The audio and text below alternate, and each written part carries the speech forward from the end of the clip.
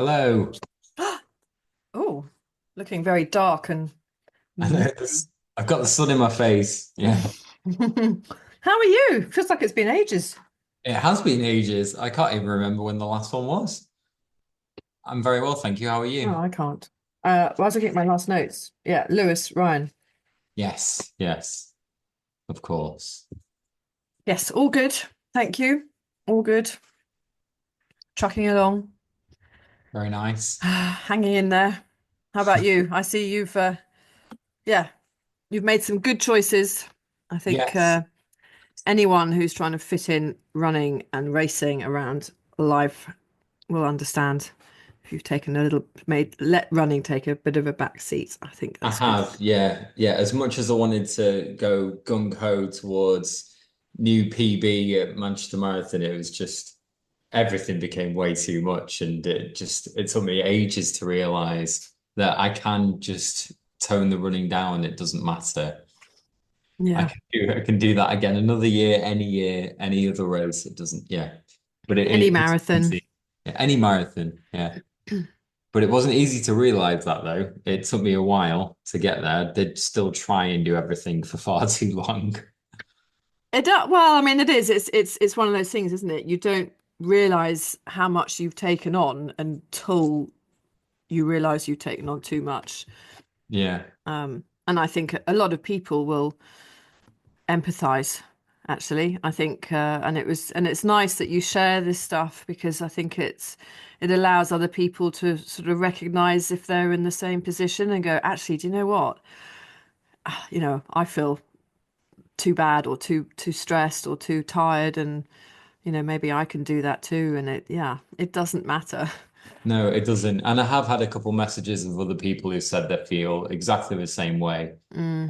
They've come to a realization that they can cancel their race as well, and it doesn't matter. And it's not just about doesn't have to be just about running either or racing. I mean, I do the same thing with run ultras sometimes, I do it out of love, and every now and again it gets too much and there's Mm. so much, and you just got to think, do you know what? I can't, I've got to, reprioritize and yeah, Yeah, make make things get things right, and get yourself right and get yourself happy and not yeah. worry.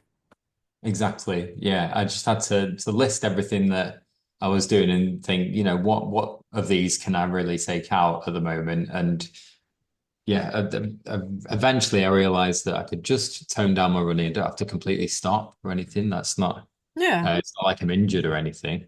But I was sort of very slowly sort of draining the fun out of it, which is the Mm. last thing in the whole world that I want to happen. So now I've already just gone and done a couple runs in the hills, and it's just like a Mm. different sport again for me almost than just running back and forth down the A6 on road, which is That's really that's soul it destroying. is really soul destroying.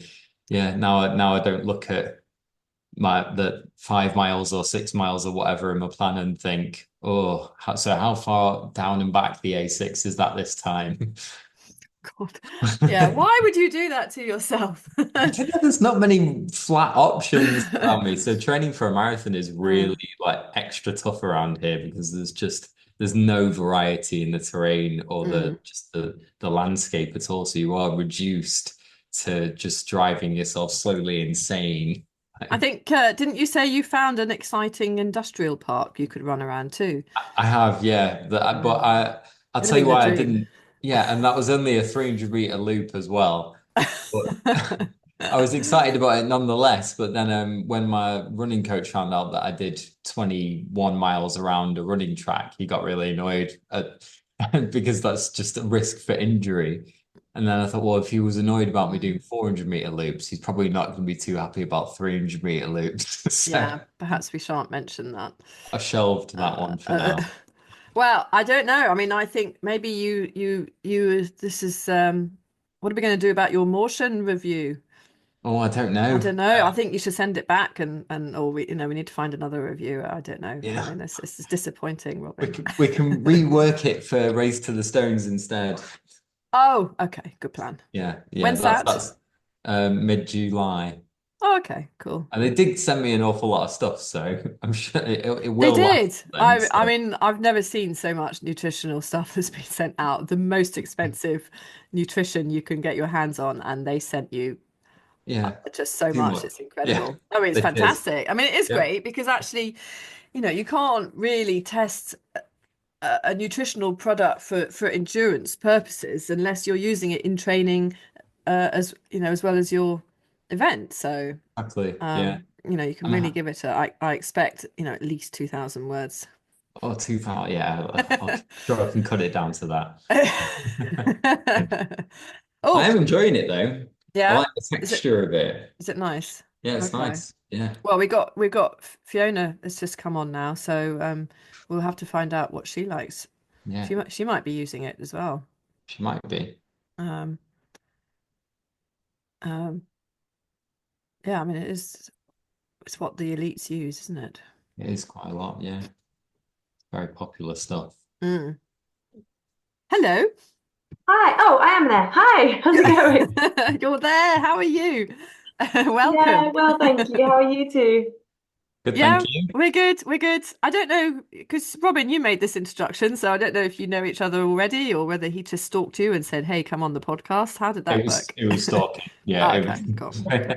Good job, Robin. Well done. Yeah. Well, I knew of the podcast, so it was Oh, very welcome. oh, thank you. Oh, well, that's good to know. Well, congratulations on a fabulous Chianti race, winning it. Hooray! Yeah. Mm. Obviously the golden ticket both to Western States, and obviously into UTMB 25 and 26 as well. Um, um, I have so many questions. I don't know where to start really. Robin, have you got anything burning? No, no, good. No. Well, Okay. Western States is the initial one, I suppose. Well, Western State. Yeah, I was interested that you said initially you weren't going to go for it, and then you changed your mind. Why would you not go for it? I think, it hadn't really it hadn't crossed my mind because I was originally going to be doing Trans Gran Canaria as a race instead of Chianti in February. And I had a little niggle that wasn't it was pretty much gone by the time Trans Gran Canaria was happening, Mm. but I just didn't think I was in condition. So I thought I'd push it back. And with Trans Gran Canaria being a really mountainy race, I looked at Chianti and it was competitive, which is really important to me. That's what I was looking for. But it was also a lot easier to train for where I live. Obviously, in the UK, trying to train in the mountains is quite hard with the weather. Mm. So where I live in Somerset is a lot more easy to sort of train on similar to trails. So I kind of joined Chianti, and obviously I knew it was a golden ticket race as part of the reason I entered because it meant that it was going to be a world-class field. Um, but I just had in my mind I was going to UTMB. I wouldn't be able to go to Western States because it would be a massive financial commitment and it would be a massive kind of I don't know, change to my Mm. season. So it literally just hadn't crossed my mind. And I was 100% sure that I wasn't going to take it. Um, and yeah, until about 20 minutes after the race when people started telling me that I should take it. And I was like, oh, well, I haven't really considered that as an option. Does it clash with UTMB? I mean, can you do both, or is that pushing it? Um, people have. Um, very few people have done very well at both of them. But for me, I've only been in the world of ultra running or competitive ultra running for 3 years. I'm not quite strong enough to do two big 100-mile races in the same year, let alone 10 weeks 2 apart. months. So Yeah. not for me. It's either or for me. So it's Western States this year and then UTMB next year? We'll see. I think Still, okay. Is it still a deliberation? I mean, I don't know what's going to happen next year. Um, I guess if I came top 10 at Western States this year, then I'd probably go back next year. Mm. But I would want, it's quite nice to have the option that I've got UTMB 2026 in the bag now. I can do that if I want to. Mm, mm, And then Western States is a lot harder to get into. So Yeah. it's a really good position to be in, that the UTMB can be my second option, because for most people it's a really Yeah. good first option. But I definitely do want to do UTMB again at some point. I'm just not sure when. It's Ah, funny you're talking about the financial commitment of Western States. I was even doing that with my one ticket, just thinking like, oh, how am I going to get there when I get in? Oh, it's and I didn't get in, unfortunately. Yeah, never mind. well, you Yeah, never I know. mean, It's good to plan. It is. it's good to think about. It does happen sometimes. I think one or two people get in on their first go. The very first person who got in had one ticket from the UK, and they read it out like it's a one ticket person from the UK. I was like, it's gonna be me. It's gonna be me. And it wasn't. Oh Who was no. it? We need them. Someone called Max, I think, from the Midlands somewhere, the jerk. Oh, now I can't get him on, Robin. Don't think everyone's going to allow it. It's awkward. How much do these decisions get discussed with your coach? I mean, are they your decision? Are they something you discuss? Because is it Martin from Yeah. VO2 Max Coaching, isn't it? Yeah. Martin, it's my decision. Mm. He tried very hard not to persuade me in any direction. He was like pretty much everyone I've spoken to who tried not to persuade me in any direction. He like quite clearly wanted me to take the ticket. Um, I think for me, another kind of question for me was, am I fast enough to come top 10? Mm, Because it's not really my kind of race. I think the distance works. I've not done very many 100 mile. I've done one official 100 mile race. But I think the distance is good, but it's very fast, very runnable, very hot. There's altitude. All of these things aren't really my thing. Mm. Um, so I wasn't sure if I was in a position where I could get anywhere close to kind of competing with the top women. Martin told me that on a good year, if everything goes well, then I can come top 10. He was fairly confident about that. I'm still not that confident, but that kind of played into it as well. I think he would have told me if he didn't think it was possible this year. And I probably wouldn't have done it, because again, the aim is to come top 10 and then the top 10 qualify for the next year. So it's a Okay. kind of, for me, it would be a sort of 2 year process to try to do really well the second time around. Okay. Okay. So yeah, recce the first time.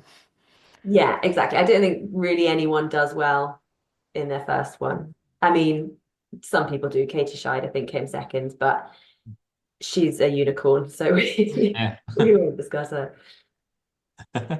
And heat. I mean, what do you know what you like in the heat? Are you? Yeah, not great. Well, We'll see. I mean, there's a lot of techniques now. The heat. I'm gonna hopefully go out for a month beforehand so I can get used to the heat, or try to get used to the heat. But also there's the ice bandanas, ice hats, lots of cooling strategies, very regular aid stations. So mm, there's a level of having to get used to the heat, but there's also just a level of knowing how to mitigate that yeah. heat. And the altitude, of course, as well. Yeah, the altitude, it's only really an issue in the first half. So I kind of would just have to get through the first, I guess, Mm. 50K, and then it's just the heat. I suppose did you tend to perform best on what more difficult terrain? And I suppose it isn't that really, is it? As you say, it's very runnable. Yeah.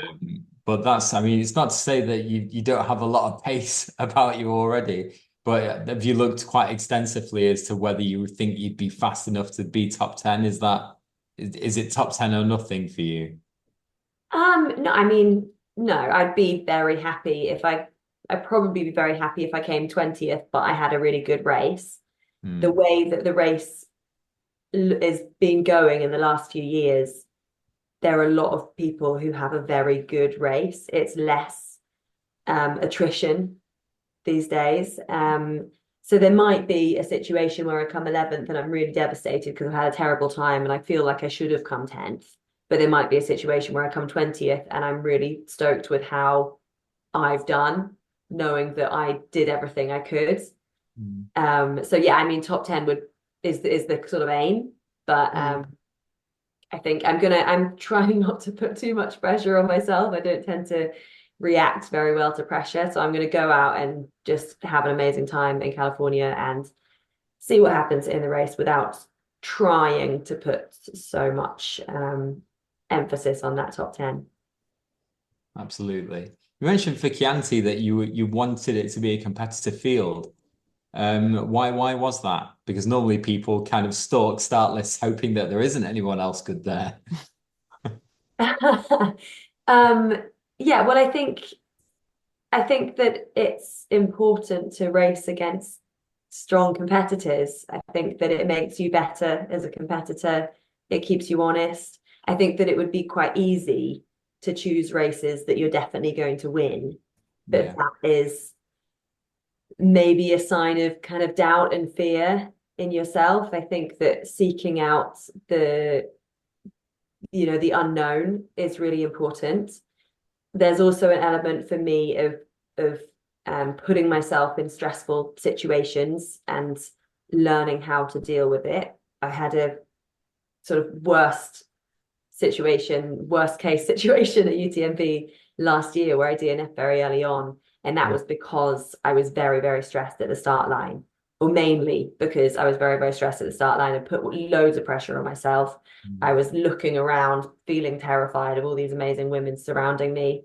And I fell apart. So the aim for this year is to, yeah, put myself in that stressful situation and learn some tools to cope with those situations. That is so Yeah, important, isn't I it? saw your post about your anxiety on the start line. It's funny, isn't it, when you what we see is an amazing runner who's fully deserving of being there, and yet yeah, it's weird to think that you're anxious on the start line of a race that the rest of us think, well, you're gonna smash it. Really? That's really interesting. I think yeah, it doesn't sort of surprise me. I think most elites are very nervous on the start line. I think there's often a level of um kind of leaning into the turning the anxiety into excitement. So you get lots of people smiling and waving and everything like that. But I think there's a lot of anxiety. I think there's so much pressure on the elites, all the way from people like me who were kind of, I guess at UTMB, I was putting pressure on myself to perform, to then kind of prove myself as an athlete. Mm. And then there's the other side of it, the absolute top dogs who everyone thinks is going to win. There's that kind of pressure to sort of validate people's hopes. If you're the favorite, Yeah. there's going to be a lot of anxiety and pressure to kind of to prove yourself in that sense.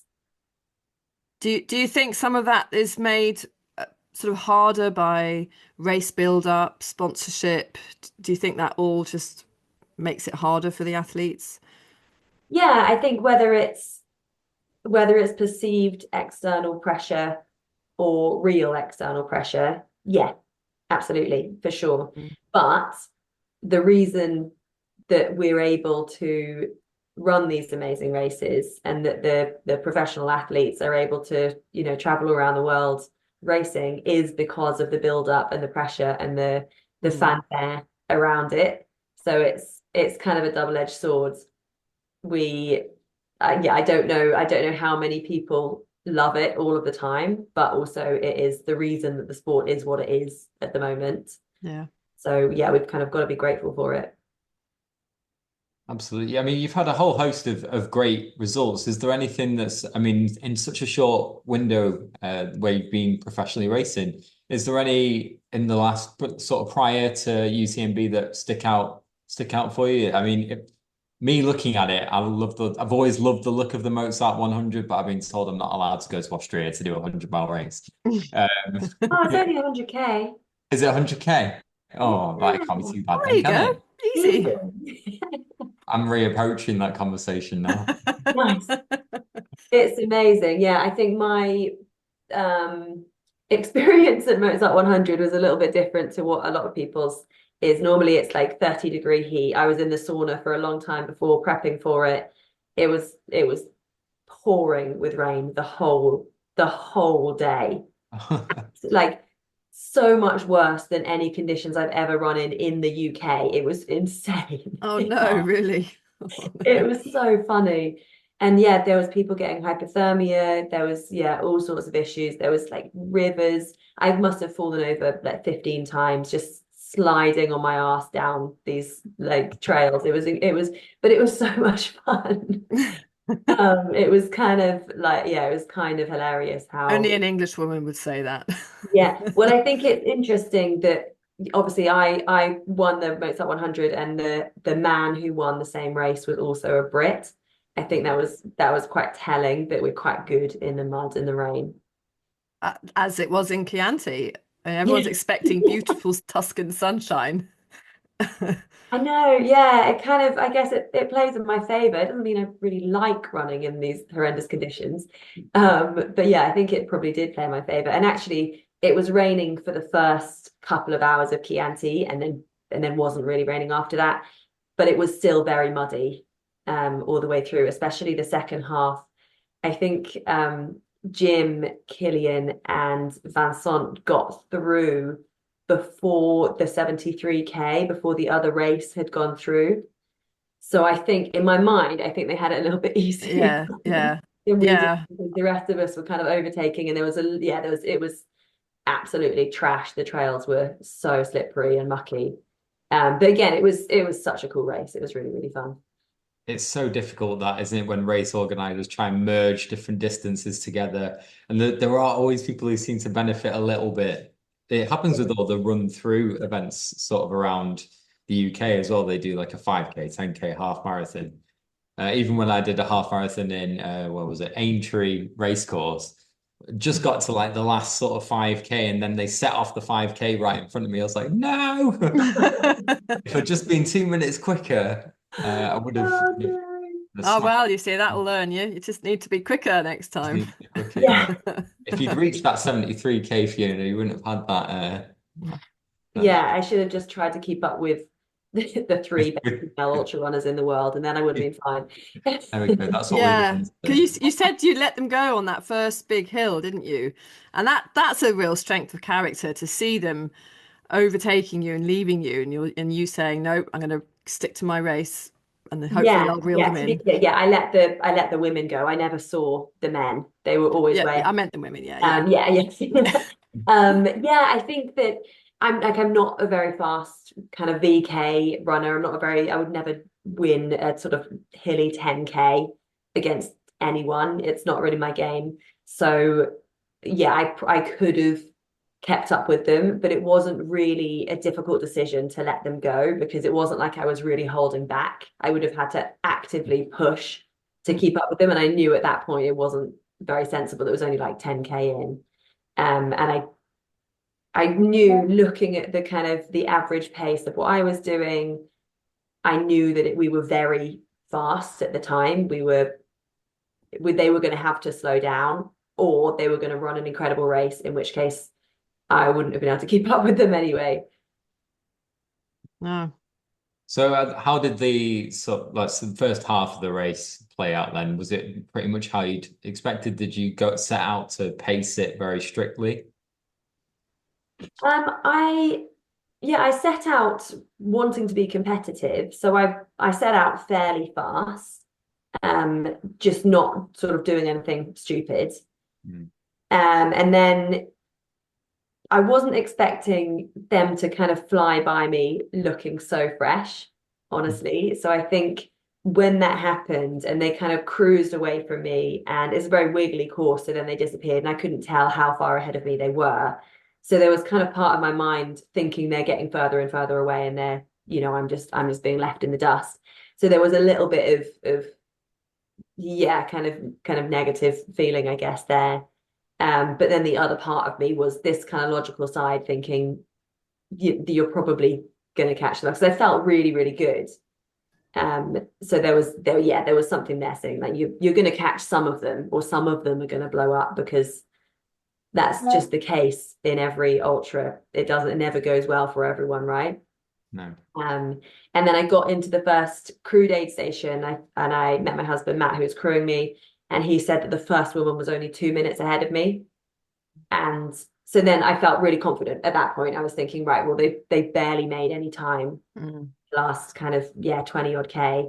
So yeah, I just thought, right, I'll just get my head down and reel him in. At that point, also Matt told me that he'd heard that the last 30K of the race was more technical. So I was like, right, okay, so I've got that because I know I'm good on the technical stuff. So that gave me a bit of confidence as well. And Yeah, then that must be super reassuring at that point. Just that I've got that in the bag at the end. If I need to close any time, it's there. yeah, exactly. And I knew that it's not like racing against amateurs who are terrible on, or road runners or anything who are terrible on technical stuff. So it was just a little bit of a kind of maybe I'll have a little bit of an edge there. Um, I'm quite good at that technical descending towards the end of races. I don't tend to slow down that much compared to some people. So yeah, it kind of had that. Um, it was nice to know. It was a nice little confidence boost. And then from there, I started overtaking people fairly soon after that checkpoint. So that was again kind of the confidence started to build. What makes you good at the technical stuff? I mean, have you just worked at it? Are you naturally just sort of confident over it? Do you do lots of squats and Yeah. lunges? Um, yeah, I don't know. I think I enjoy it, which helps. I think that I grew up in the countryside, so I grew up just not really running, but just sort of moving around on uneven ground. It's a normal thing for me. There was a lot more not road than there was road where I lived and spent my time as a child. So I think that probably helped. I do a fair amount of cycling. There's cross training, so I think that probably helps with quad strength. Um, and I do a lot of running on fairly technical terrain as well. I think probably running in the winter in the UK on trails does help because you can't, it's always technical, right? Because if it's not stony, it's slippery. But yeah, I do quite a lot of strength work as well. I think just doing the kind of the eccentric loading on strength all the way through the year, things like that, it helps a little bit. What sort of mileage do you do a week? I'm pretty low mileage, really. It sort of varies from about 100K a week to I think I went up to a 140, about 140 week before this one. I do, I don't know, hour and a half of cycling, something like that as well, and 4 strength sessions. But yeah, in terms of running, obviously there's a fair amount of verts in my running. But yeah, I don't do loads and loads of hours. Yeah. Do you set out to do quite a lot of vert, or is it just come naturally on the routes that you're used to doing now? No, I'm I'm quite specific about the vert that I do. So my easy runs will generally have a little bit, they'll be undulating.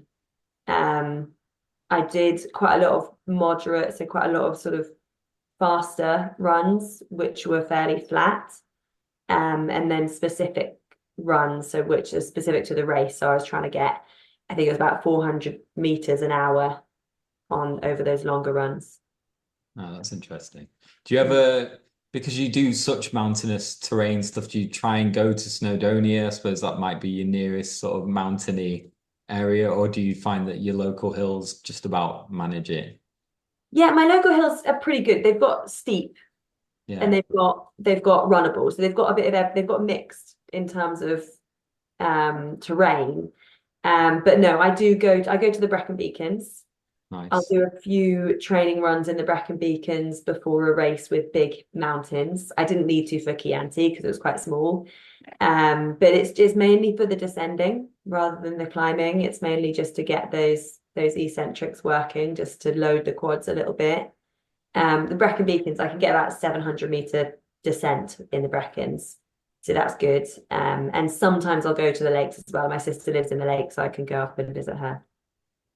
Nice. Do you ever do downhill reps? I remember seeing it for the first time on Strava like a few years ago. It's like this person's doing downhill reps. What madness is this?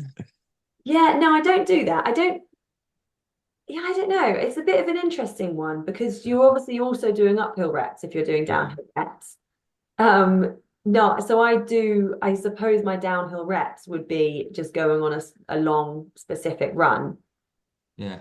Um, because downhill reps is going to have to be a long run if you're getting the Mm. right stress through the body on the downhill. You have to run up a really long way as well. Yeah. Maybe you're pitching a ride on an e-bike or something. I don't know. Maybe, yeah. I mean, it's a thought. I think I'm pretty happy just sticking with my long runs. I think Yeah, that's enough downhill reps for me. probably It, for the best. don't make it any harder than it already is. I've just sussed out something that she can do to improve her running even more. I'll pitch it to my coach, see what he Yeah, says. he'll tell me I'm a lunatic. So you've not decided yet what you're gonna do. Is have you got anything else just sort of booked in the meantime, in between sort of now and June, or is it sort of see how you feel? No, yeah, I think I was going to do Transvolcania, but I think there's potential to do more harm than good. So Mm. I'm probably not going to do that race anymore. It seems like such a cool race, but it was just a little bit too tight between Chianti and Transvolcania and then Transvolcania and States. So I think I might do something in the UK. We're talking about the North Downs Way, 50 Nice. mile maybe. I haven't spoken to James about it yet. It's a Centurion race. I don't know if there's a space for me, but Hey, James, yeah. if you're listening to this. Yeah, yeah. But yeah, no, I think that'd be really good. They're such cool races, the Centurion ones. They're really, really well Yeah. supplied. So I would do it as a kind of training run with, amazing aid stations. But Do, the kind of focus is states, so I don't want to jeopardize anything. mm. Do you take your own nutrition? Do you not rely? Yeah, what is that with at your level? Do you plan on taking anything at the aid stations, or are you quite strict about carrying whatever you need yourself? Well, I'm very lucky that I generally have a crew, so I don't have to make that decision. There's at Chianti, for example, there was a few aid stations where my crew wasn't allowed, and I would fill up my bottle there. Um, in a race like UTMB, where there's a sort of 7 hour section between seeing crew, I would then take a little bit of food at those aid stations, so I didn't have to be carrying so much. Mm. But generally, I want my own food. So what I'll do in the situation where I have to use the food from the aid stations, I will make sure that I've tried that and I know what I like and I know that I can palate it. Yeah, yeah. Oh, that's good. Yeah, it's really Is important, it? isn't it? It's knack, isn't it, for UTMB? Yeah. Mhm. Interesting.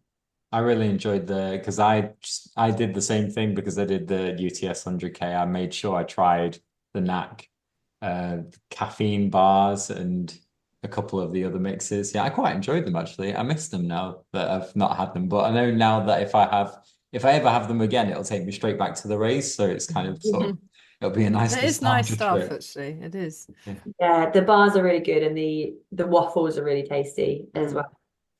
Yeah, Um, they're very unique. It's nice to come across something that's different and is actually quite nice on the palate when you're so used to gels or powders or yeah, some yeah, unpalatable bar that sticks to the roof of your mouth. So yeah, exactly. trail retreats. Yes. You've started it. There's a huge sort of wave. I've heard so many people talking about it already. Oh, Do amazing. you want to start? Do you want to just introduce what it is?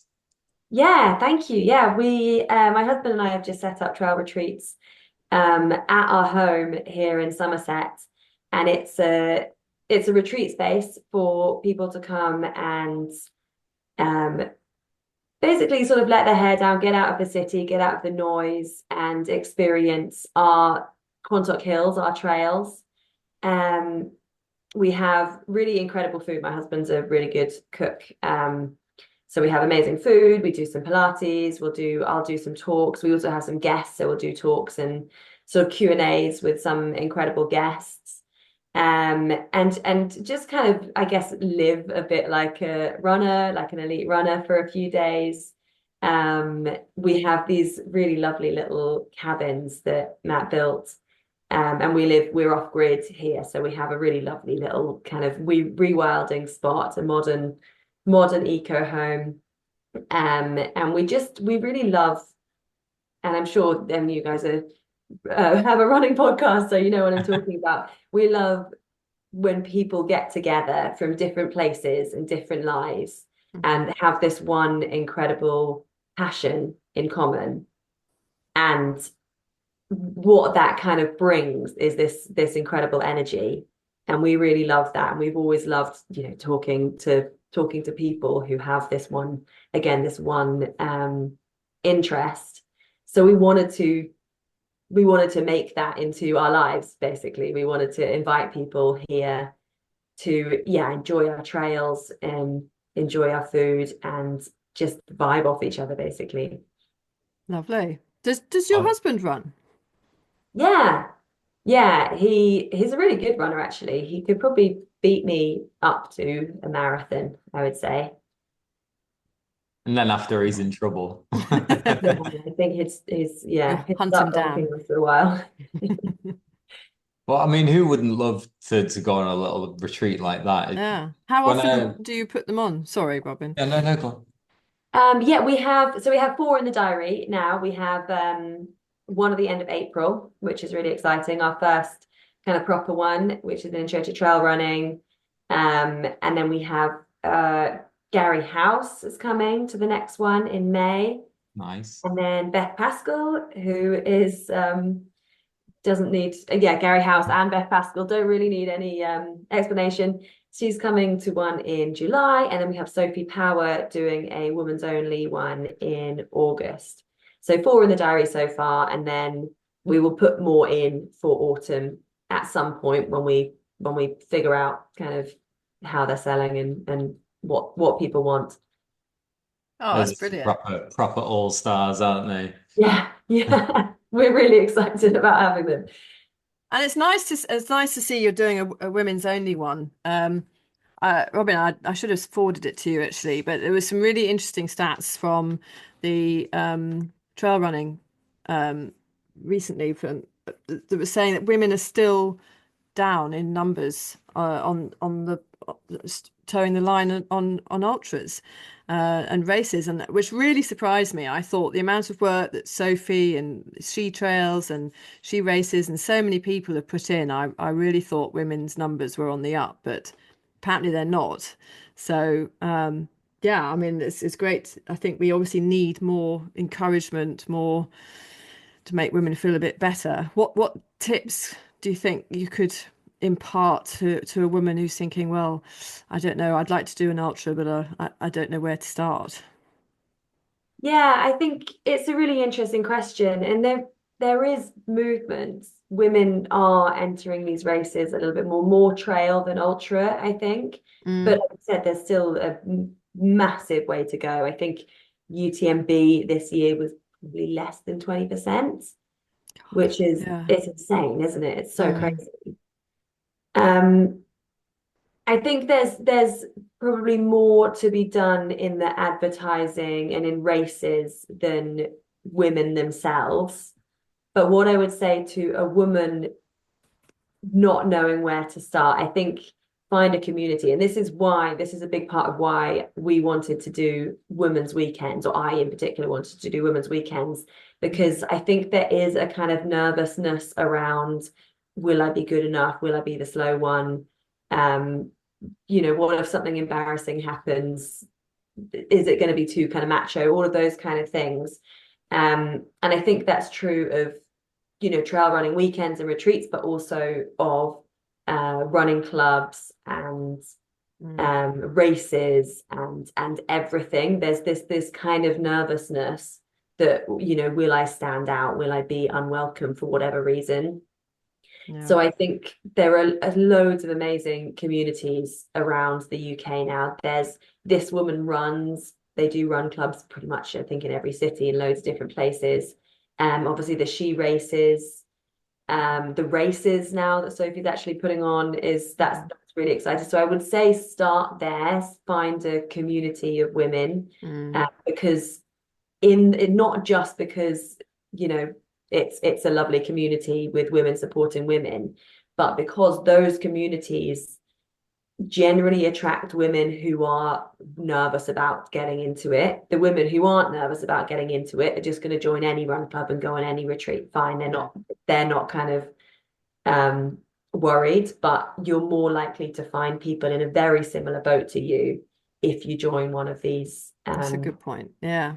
And I think the other thing is giving yourself the okay to be a little bit selfish about your time. I think that women have a lot more guilt about doing things for themselves, especially maybe mothers.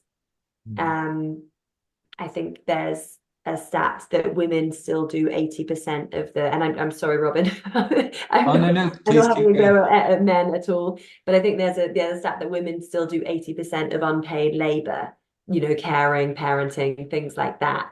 And I think that there's a guilt around actually saying, you know what, no, I'm going to go and I'm going to do this for myself. I'm going to go for a run for myself. I'm going to join this group for myself. I'm going to enter a race and do this for myself. And I think giving yourself the option to do that is really, really empowering. And I think it's inspiring for so many people around you as well. I think my friends who are mums doing amazing things, and their children are so inspired by it, and I think that's so important. So yeah, I think allowing yourself to be a bit more selfish with your time is really, really important. Yeah. Absolutely. I remember listening to Sophie Power on one of the podcasts recently, and she said, if you can walk a dog for 3 hours, you can do an ultra. And I thought that was such a great comparison for someone who doesn't know what it really takes. Yeah. It's so true. I think there's a bit of a stigma around trail and ultra that it's just like road running, but further and longer. But it's slower is the kind of the big word that's missing from that. Yeah. Yeah, and when you talk about the stigma behind run clubs and feeling nervous and not knowing whether you can do it or not, having these specific women's only events is such a great idea to try and boost the confidence of everyone there and just see how many people, because there'll be a whole bunch of people there who've done races before, and they can sort of encourage the other people who maybe have stepped out of their comfort zone to do it for the first time. One of the women that helped me set up my little 5K running club that we do each week is a She Ultra ambassador, and they're doing the She Ultra race on this Saturday, and it's just women, volunteers, everything, and there's 1,800 entrants. Wow. I don't know whether there's 1,800 people racing, but that's what they're billing. I really hope it is 1,800 That's people amazing. to do the first ever 50K. Gosh, that's very telling, isn't it? Yeah. Actually, Yeah. gosh. So that could be quite a seismic shift. It would be nice to see also that if women sort of start with these events and then feel more confident to enter other events, because I think there's also a sort of, it's lovely to see women only, but then you kind of like, but we want to all be together. We don't want to have this sort of divide either. We want everyone to be happy to run together. Absolutely, yeah. Women shouldn't feel as though they have to go to a women's only event in order to feel comfortable at an event. I think there's probably I think I'm sure you're right. I really hope that you're right, that they'll enter this event and then just feel more confident about everything. But I think at a women's only event, they know there are going to be period products at the aid stations. They know there are going to be enough toilets. Just little things like that. They know that the cutoffs aren't going to be horrendous. I think in She Races they don't have cutoffs actually, which is amazing. So yeah, I think hopefully it's that step into the world. I think Yes. I would Yeah. hope that that's what Sophie is trying to do with it. And Mm. yeah, maybe there'll be some people who only ever go to Sophie's races, to the she races, which is great. But I would hope that it would give people confidence to, yeah, step into the wider ultra Yeah. world. Especially The as running an ultra gives you confidence, doesn't it? I mean, as it should do. You know, you've just finished and done something amazing. Mm, What's next? exactly. Yeah. Absolutely. The fell race that I direct last year, we had sort of 25% women, and this year it was 42% women. So Oh, Oh, I'm well done. hoping that it continues in that direction. incredible. And did you do anything consciously to Mm. change that? There was quite a lot more social media marketing of the event on Instagram and Facebook, and my wife did all of that. And maybe she can just speak better to to the community than I ever could. Mine was just normally, this is when the race is, get book your place. But she's much more encouraging. So maybe that was it. I don't know. Yeah, maybe. Well done, though. That's fantastic.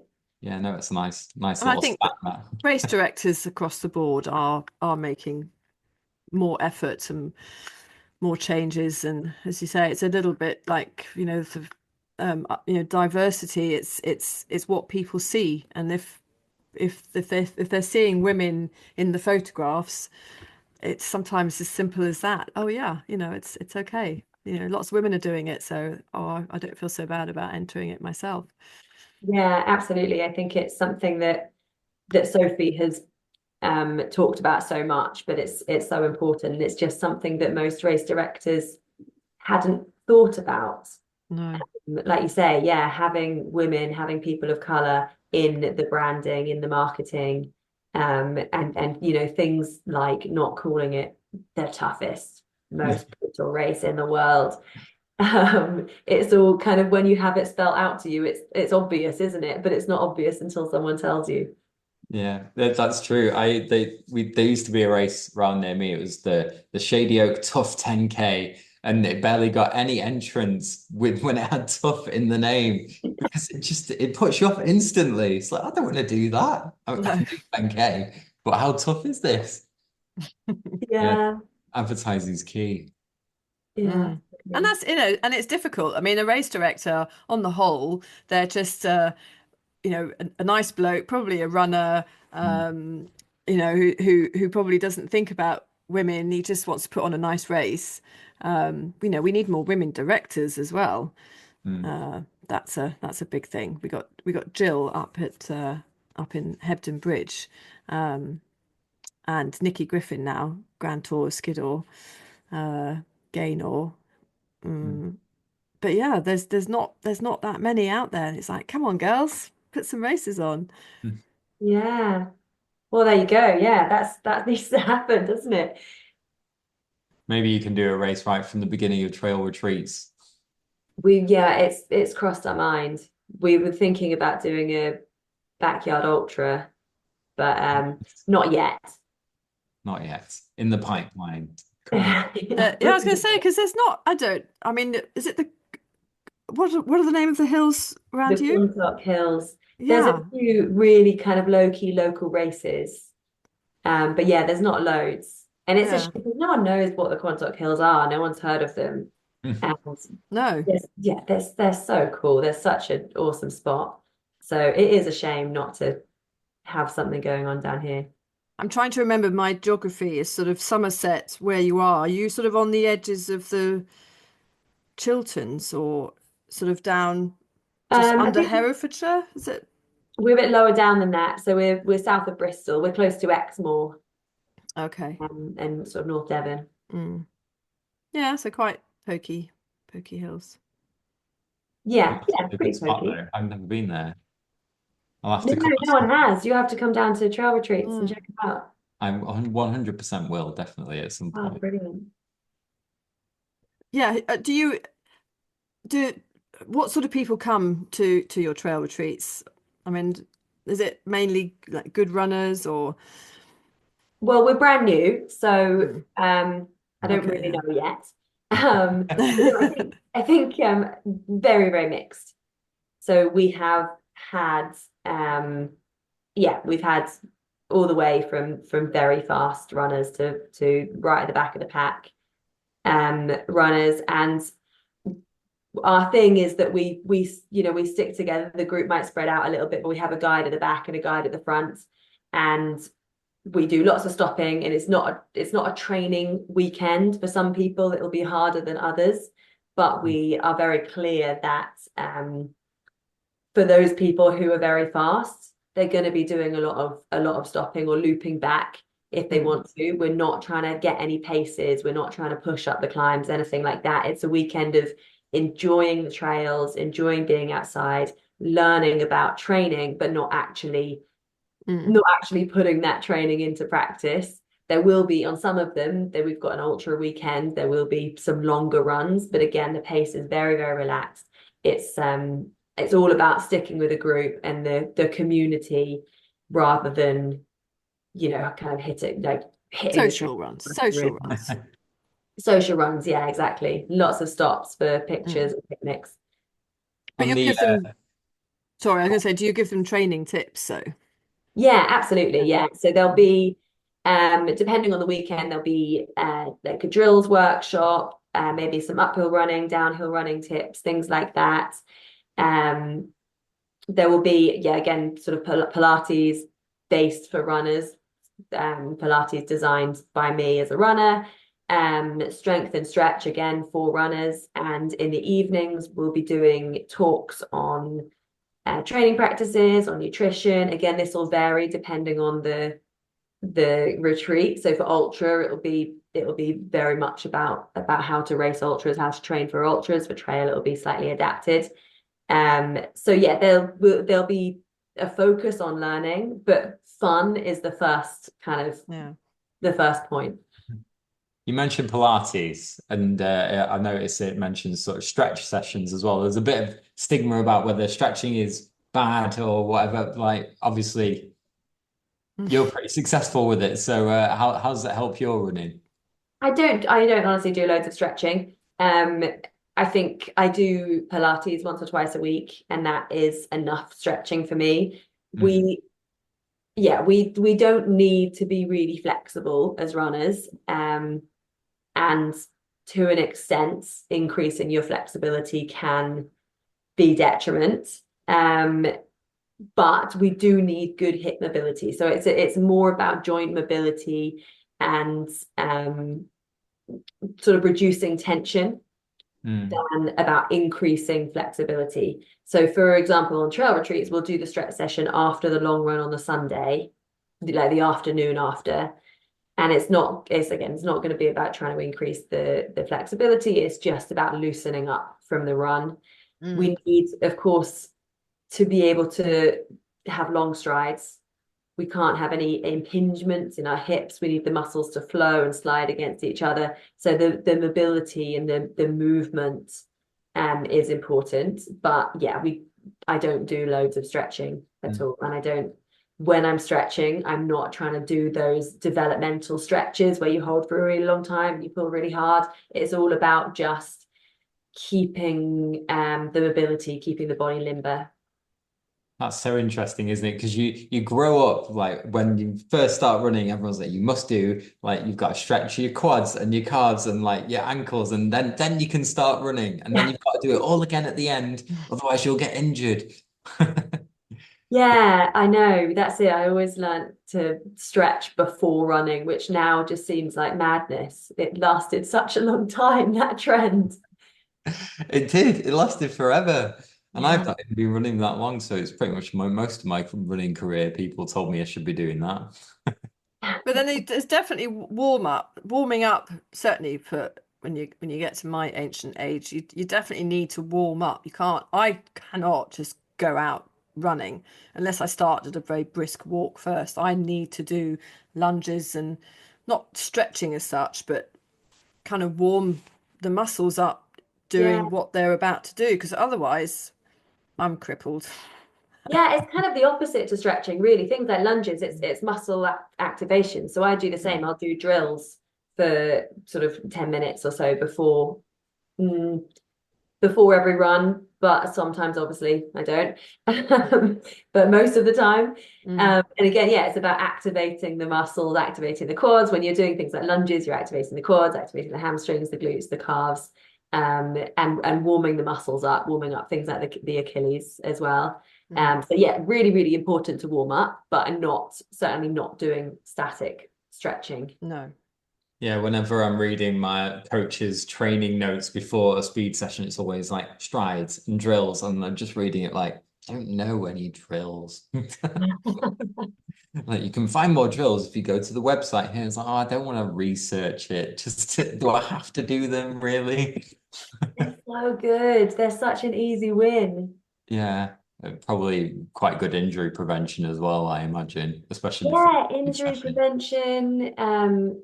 They really help with running mechanics, so running economy. Yeah, Yeah, they're a real game changer. They're a they kind of look very slow funny. game changer, but yeah, it's worth doing. Your coach knows what he's talking about by the sound of it. He does. But I feel silly doing them, or I feel silly even just looking at the video of people doing them. I've not even started doing them myself yet. Yeah, this is something I hear quite a lot actually, and I'm really lucky because I don't have any neighbors, so I can just do them. Mm, But I think just lean into them. I think, yeah, just think like, yeah, I'm taking it seriously. I'm a serious athlete. I can do it. Put some sunglasses on and just go for it. Yeah, look If you cool. do it really kind of looking like a pro, and taking it look like you're taking it really seriously, then people are going to think, okay, no, he's just like a good athlete. And then skip down the okay, cul-de-sac I like that. That's good. That's good in advice. front of everyone. Okay, I'll try and Yeah. do. Put your race vest on, get your Mortion sticking out, Yeah. put your glasses on, quids in, Try and set up a tripod with my phone, and then go filming. off and do a 5K. Yeah. Yeah. Oh no, well this is like strength work though, isn't it? It's just nobody wants to do it, but it's so important. Yeah, exactly. It's a bit crazy not to do all these things, I think. They're such easy wins. And there's all this research out there at the moment just sort of telling you you really should be doing this now because everybody and all the results are telling you that it's a It's a good thing. no-brainer. Yeah. Yeah. Yeah, the research is really backing up what coaches have been saying for quite a long time. You say you did about four strength workouts a week. How do you place that around your running week? Do you try and do them at sort of with your long runs and speed sessions? Where do they fit in? Have you got quite a specific running week? I'm sort of fairly flexible with when I do my strength. I tend to do it in the evenings if possible, or afternoon. So I'll run in the morning. I'll always do the most important thing in the morning. So running or the session. Um, Sometimes if I do a double, so if I do like a run and then a cycle, then I'll do my strength after the cycle. Um, and I wouldn't do a leg session the evening before a hard run session. I'd be more likely to do a leg session the evening after a run session, just because again, it's about prioritizing the training. Mm-hmm.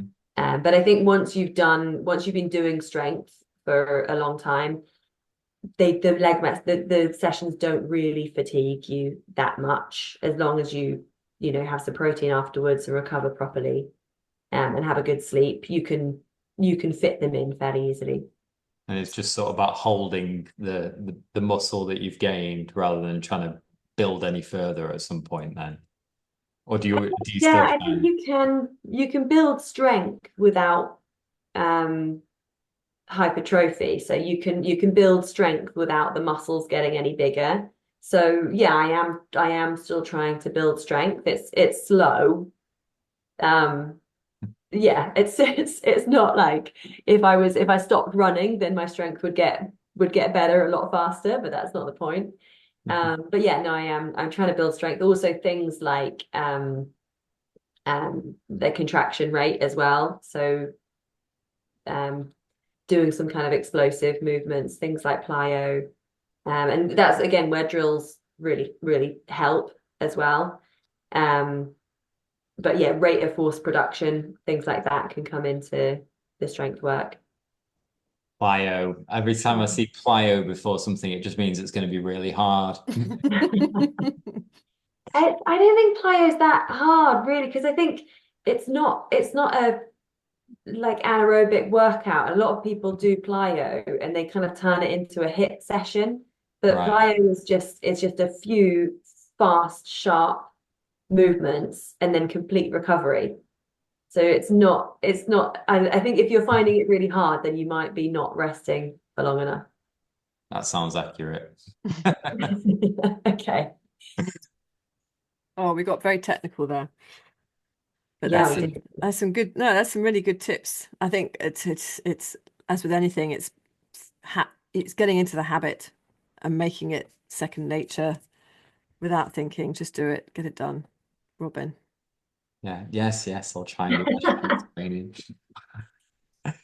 I saw you at the running show, and it was one of my favorite talks of the whole show. Actually, Oh, thank you. when someone asked me, it was like, "What stood out for you?" And I was like, "Fee Pascal." Well, and that was another thing that stood out as well, that it's not Pascal, it's Pascal.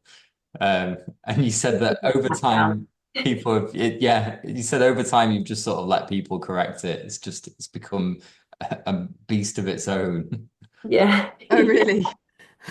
Yeah, I think we just sometimes say Pascal now for simplicity. Oh, so what was Fee's talk about? Tell me. About pretty much everything we've talked about now, I'd say, really, Yeah. apart from it was all a bit of build up towards Trans Gran Canaria, because I don't think you had any niggle at that point. Although it was pretty close, wasn't it? Yeah, the niggle was there, but I still had hope that I'd be able to go Yeah. at that point. Yeah. Was that back in January, wasn't it? Yeah, Yeah. it was January, yeah, racing Feb. But you didn't need it, and it led to you winning at Chianti. So who knows what would have happened otherwise? It's funny how things play themselves out, isn't it? Yeah, sliding doors. Silver lining.